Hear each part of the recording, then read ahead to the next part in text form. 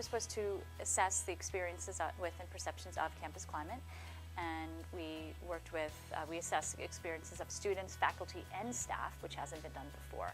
And what we wanted to do is really come up with and identify problem areas on college campuses, and to compare the experiences and perceptions of LGBT campus community members with their heterosexual counterparts, and see if there were differences. And in fact, there were. 1 in 4, about 25% of the respondents who identified as LGBT reported experiencing harassment within the previous year before they completed the study. Also, 1/3 of the LGBT respondents seriously considered leaving their institutions as a result of harassment.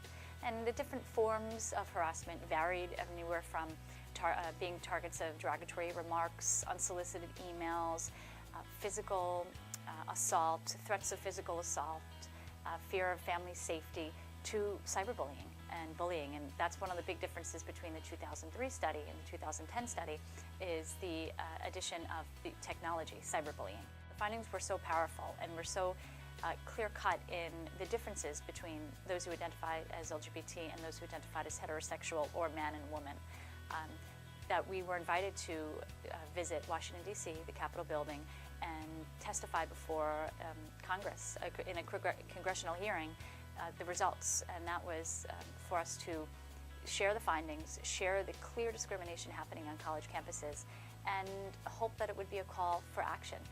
Just one short week later, the incident at Rutgers University occurred, where a young Tyler Clemente, 18-year-old gay male, committed suicide after being cyberbullied. And there was this great amount of interest in the results, as if it is this new epidemic. And the truth is, yeah, it's an epidemic, but it's not new.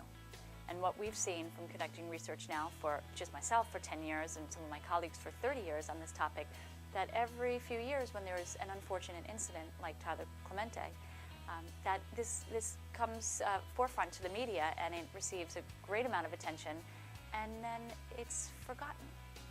The results from the report are so strong in stating that the experiences of LGBT students, faculty, and staff are more negative than those who identify as heterosexual or as man or woman, that they can't be ignored.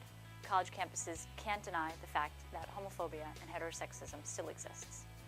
And for any school to say it doesn't exist on my campus, I don't think is really facing the truth of what's happening on their campus.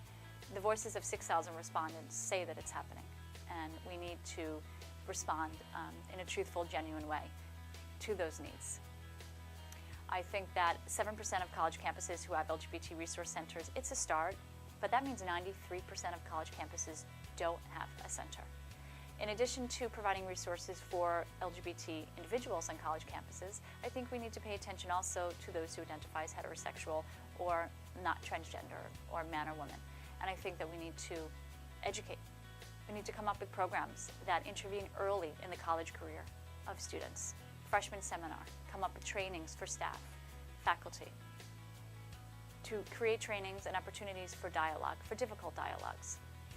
And it's not just putting the issue and the blame or the responsibility on those who identify as LGBT to make change happen. It needs to be a comprehensive approach, and therefore the efforts need to be tailored to all members of the campus community.